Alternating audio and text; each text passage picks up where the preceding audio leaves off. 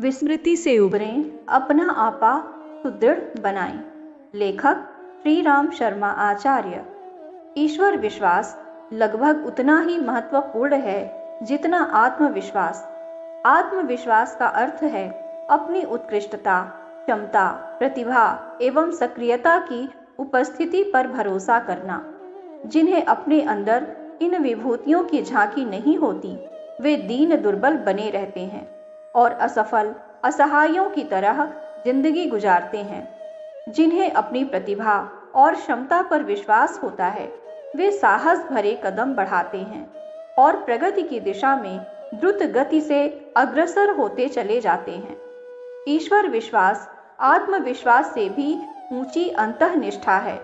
एक उच्च स्तरीय सत्ता का शासन अपने समेत समस्त विश्व पर बने होने की बात जब मन में जम जाती है, तो मनुष्य आत्मनियंत्रण की बात सोचता है और व्यवस्थित शासन के सुसंस्कृत नागरिक की भूमिका निभाने के लिए कटिबद्ध होता है।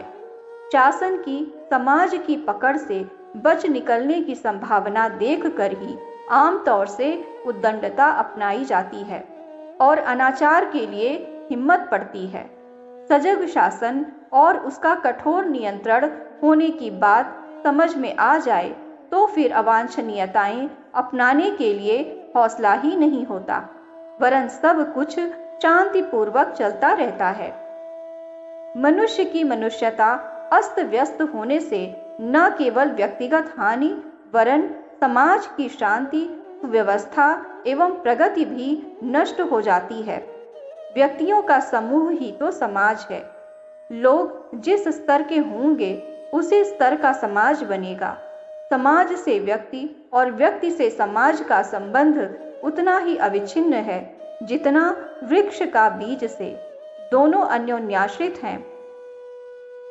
एक की स्थिति डगमगाने लगे तो दूसरे का अस्तित्व खतरे में पड़ जाएगा। ईश्वर विश्वास इन दोनों ही विपत्तियों में रक्षा करता है। सुनियंत्रित सूक्ष्म सत्ता की ईश्वर विश्वास की मान्यता ही मनुष्य को सच्चे अर्थों में सदाचारी सज्जन बनाए रह सकती है। अन्य नियंत्रणों को तो वह अपने बुद्धि कौशल से सहज ही झुठला सकता है। पुलिस, कचहरी तथा लोक निंदा के नियंत्रणों से बच निकलने की अनेकों तरकीबें आदमी को मालूम है। सर्वव्यापी, सर्वशक्तिमान किंतु निष्पक्ष, न्यायकारी परमेश्वर का नियंत्रण ही सर्वांग पूर्ण है। इस लोक से लेकर परलोक तक, भौतिक सुखों से लेकर आत्मिक शांति तक का सारा क्षेत्र ईश्वर की व्यवस्था के अंतर्गत है। यह मानने वाला अपनी रीत नीति को सही बनाने के लिए विवश होता है। यह एक बहुत बड़ी बात है। व्यक्तित्व को परिष्कृत करने में यह आधार अत्यंत उपयोगी सिद्ध होता है। आस्तिकता की व्यापक प्रतिक्रिया सभ्य, सुसंस्कृत एवं समुन्नत समाज के रूप में प्रस्तुत होती है। प्राचीन भारत के उज्जवल इतिहास की पृष्ठभूमि आस्तिकता के तत्वज्ञान द्वारा ही संपन्न हुई थी। उन दिनों सतयुग का धर्म राज्य का वातावरण था और हर व्यक्ति में देवत्व की सत्ता जगमगाती थी। वैयक्तिक एवं सामाजिक प्रगति की अनेकानेक उपलब्धियां ऐसे वातावरण में सहज ही उदीयमान रहती हैं। इसी प्रकाश में प्राचीन भारत की गौरव गरिमा का मूल्यांकन किया जा सकता है। आज भी आस्तिकता का आवरण तो खड़ा है, पर वह तात्विक दृष्टि से खोखला ही नहीं, विकृत भी हो गया है। फलतः उसका लाभ मिलने की अपेक्षा सड़ी दुर्गंध से हानि ही अधिक उठानी पड़ रही है।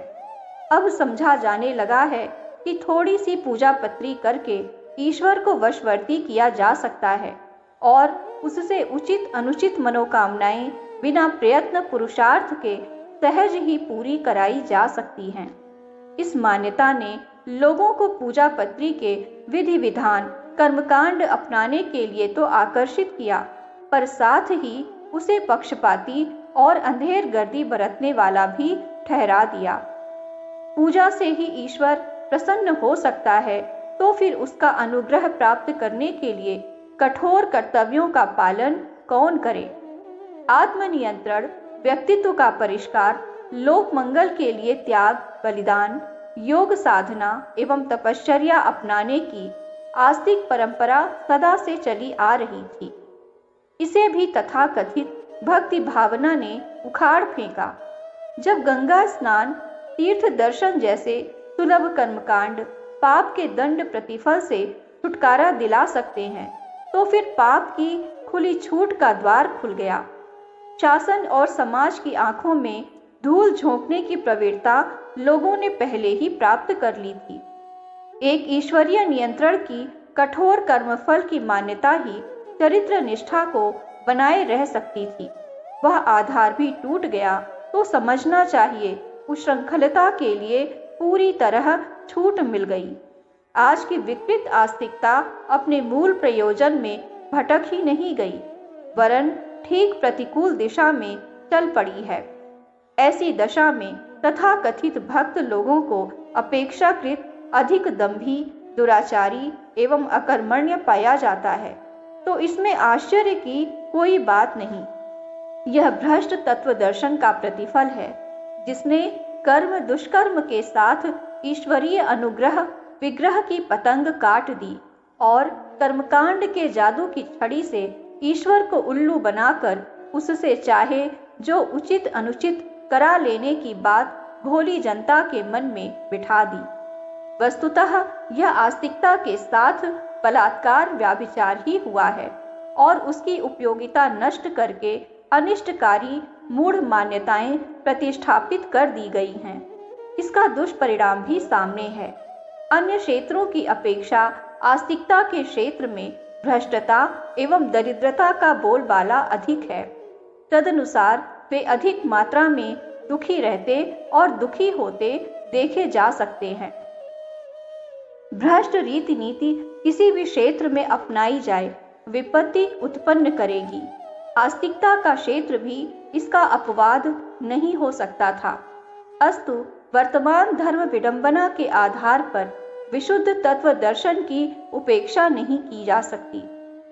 ईश्वर विश्वास की उपयोगिता अपने स्थान पर सुदृढ़ है।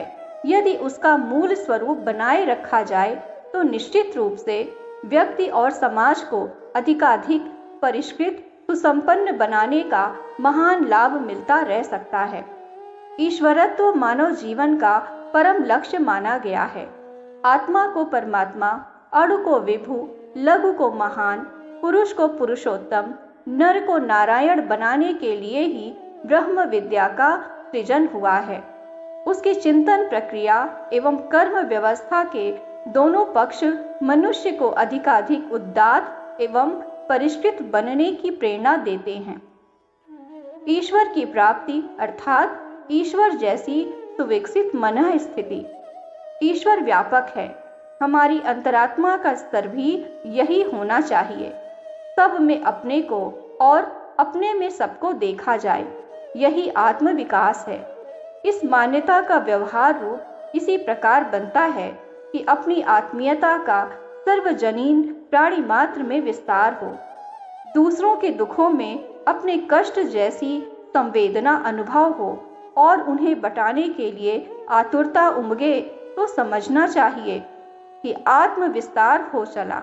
अपने सुख साधनों को, श्रम, समय एवं चिंतन को लोकोपयोगी प्रयोजनों में लगाने की आकांक्षा हिलोरे लेने लगे तो समझना चाहिए आत्म विस्तार का, आत्म विकास का, आत्म साक्षात्कार का लक्ष्य समीप आ गया।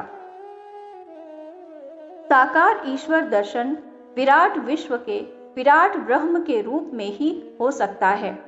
कृष्ण ने अर्जुन और यशोदा को, राम ने कौशल्या और काकभुषुंडी को अपना विराट रूप दिखाया था। अर्थात यह अनुभूति कराई थी कि यह समस्त संसार ही भगवान का दृश्यमान रूप है। भगवान का दर्शन होने पर, उनके सामने आ उपस्थित होने पर सेवा सद्व्यवहार की इच्छा उठेगी। लोक मंगल के प्रयास एक प्रकार से ईश्वर पूजा ही है। शिव जी का प्राचीन प्रतीक गोल मटोल शिवलिंग के रूप में है। लिंग अर्थात चिन्ह। स्वरूप भगवान का कल्याणकारी रूप देखना हो तो इसे भूमंडल के ग्लोब के रूप में देखा जाना चाहिए और उसे अधिक सुंदर समुन्नत बनाने के लिए घोर परिश्रम करते हुए तात्विक ईश्वर भक्ति का परिचय देना चाहिए। सालिग्राम की विष्णु प्रतिमा भी शिवलिंग जैसी गोल मटोल पत्थर की बनी होती है। शिव कहें या विष्णु, नामों का ही अंतर है, ईश्वरीय सत्ता तो एक है। देव मान्यता का आदि प्रतिपादन एक ही ईश्वर की अनेक विशेषताओं को अनेक अलंकारिक रूप में चित्रित करने की कला की अभिव्यक्ति के रूप में हुआ था। पीछे लोगों ने उन्हें परस्पर आकृति प्रकृति की भिन्न भिन्न सत्ताओं के रूप में मानना शुरू कर दिया है और निरर्थक बुद्धि भ्रम में उलझा दिया। तत्वतः परमेश्वर एक है, उसी को शिव विष्णु आदि कहते हैं।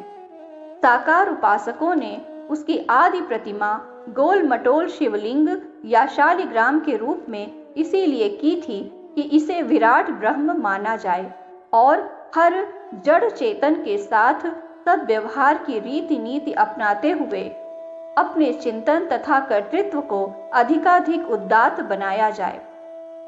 निराकार ब्रह्म को हमारी अंतः चेतना दिव्य चेतना के रूप में अनुभव करती है। इसे तीनों शरीरों के साथ स्पर्श करते हुए देखा जा सकता है।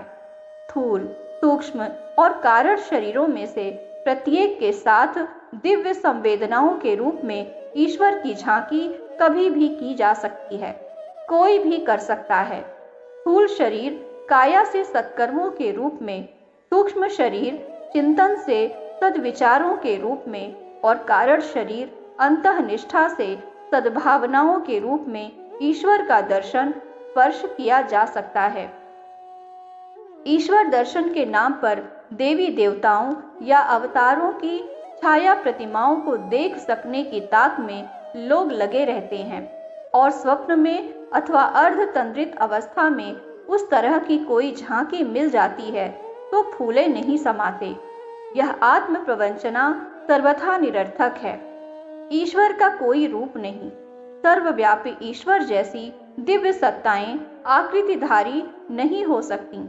जितनी भी आकृतियां ईश्वर की गढ़ी सोची गई हैं, वे मनुष्य की अलंकारिक कल्पनाएं भर हैं।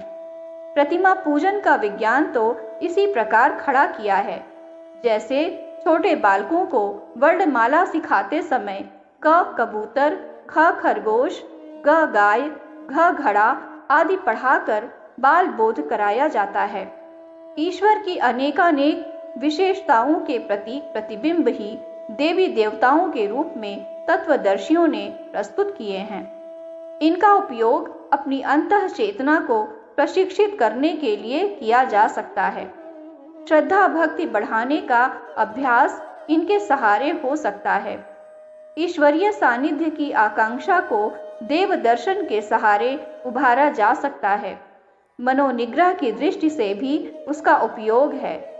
देव मंदिर धर्म चेतना के उत्कर्ष एवं परिपोषण के केंद्र रूप में होने चाहिए थे। इन निर्धारणों की कितनी ही उपयोगिताएं हैं, जिन्हें ध्यान में रखते हुए निराकार परमेश्वर को देव प्रतिमाओं और देव मंदिरों के रूप में जन सामान्य की सुविधा एवं लोक मंगल की दृष्टि से विनिर्मित किया गया था। आज तो लोग लकीर के फकीर ही बन गए हैं और तथ्य को भुलाकर दर्शन में उलझ गए हैं। दर्शन का वास्तविक अर्थ तत्व दर्शन फिलॉसफी है।